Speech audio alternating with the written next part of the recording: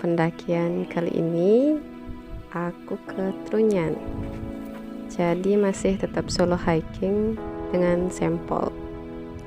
Sebenarnya naiknya tuh kemarin sore sih, tapi karena kemarin sore itu udah agak gelap gitu, karena aku naiknya jam 5, terus sampai tempat camp itu sekitar udah jam 7-an gitu. Jadi untuk ngambil tripod pun kayaknya waduh.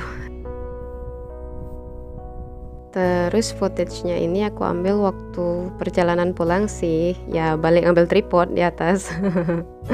Tapi nggak apa-apa lah ya, as long as you can see the view, so it's good, right? Jadi selama perjalanan itu sebenarnya mata dimanjakan sama pemandangan danau, sama pemandangan Gunung Batur atau perbukitan di sekitarnya. Trek dari Bukit Trunyan ini sebenarnya dikombinasi dengan trek rerumputan dan sedikit trek hutan. Jadi kalau kita jalannya sore mungkin akan agak sedikit teduh, tapi kalau kita jalannya sekitar mungkin siang jam 11 atau jam 12 itu cuacanya akan sangat panas. Sebenarnya di Bukit Trunyan itu ada beberapa tempat camp. Yang pertama itu adalah yang ada di belakangku di sekitar pohon cemara itu. Itu bisa sekitar 4-5 tenda. Nah, selain tempat camp ini, di atasnya juga ada satu tempat camp yang agak sedikit lapang. Bukan sih agak sedikit, tapi lumayan lapang. Di sana itu bisa mendirikan sekitar 7-6 tenda.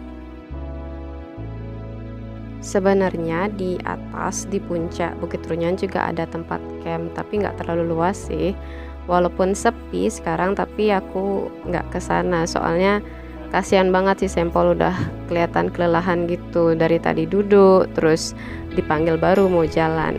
Nah, ini tempat campku, dan di campground ini hanya aku saja yang mendirikan tenda.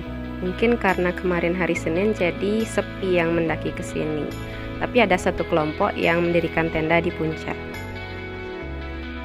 Sebenarnya aku lebih memilih camp di sini karena 360 derajat itu pemandangannya indah banget gitu. Nah, kalau ini pas golden moment waktu paginya, waktu baru sunrise. Jadi aku sarapan sandwich dan teh sambil menikmati sunrise tentunya. Penasaran nggak apa yang aku lihat saat sarapan?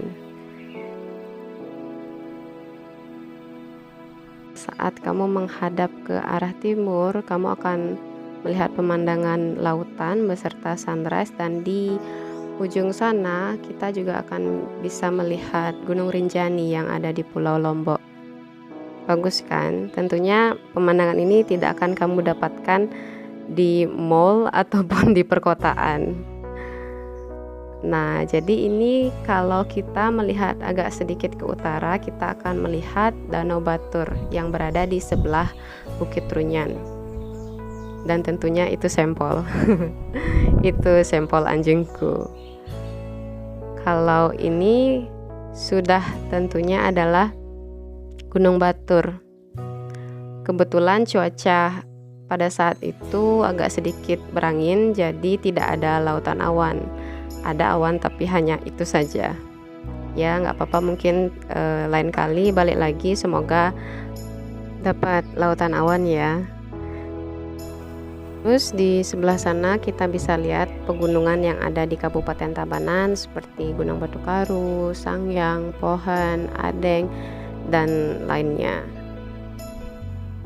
Kalau buka tenda, pemandangan yang aku lihat adalah pemandangan Gunung Batur dan Danau Batur. Ya bayangin aja kamu sambil sarapan, terus sore-sore mungkin ngopi, terus pemandangannya kayak gini kan bagus banget. Jarang-jarang dapat pemandangan kayak gini kecuali kamu hiking atau trekking. Jadi sebenarnya banyak yang nanya, apa sih motivasimu Tan mendaki? Kamu capek-capek bawa barang banyak, terus kamu cuma pindah tempat tidur.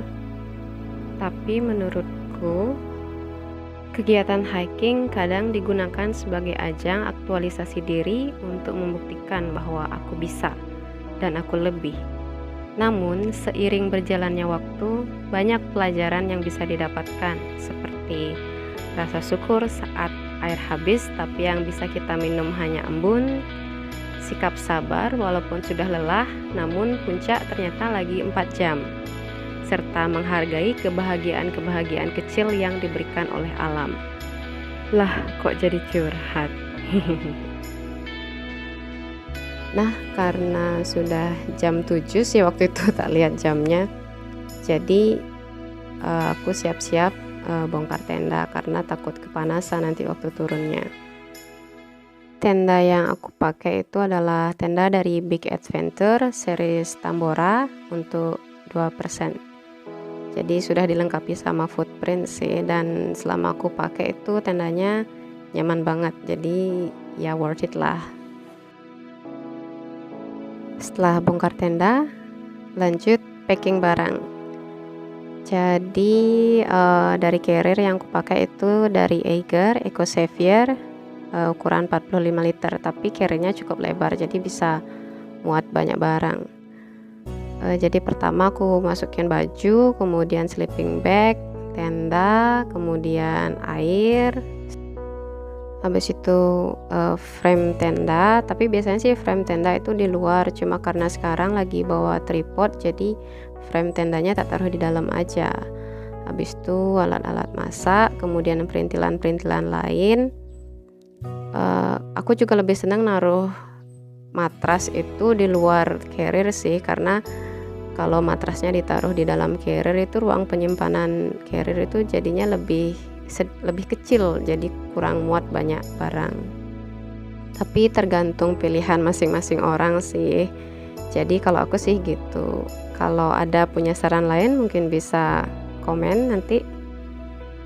Kemudian aku juga senang bawa sendal gunung karena menurutku sendal gunung itu penting saat sol sepatu mungkin copot atau sol sepatu teman mungkin copot, kita bisa meminjamkan sandal gunung itu gitu. Jadi sangat disarankan sih sebenarnya jangan bawa sandal solo ya, lebih baik bawa sandal gunung. Jadi selesai beres-beres langsung lanjut turun sebelum kesiangan turunnya karena cuacanya itu sangat panas banget. Itulah solo hikingku dengan anjingku Sampel. Ingat bawa turun sampahmu, jaga alam sekitar, dan salam lestari. Bye-bye.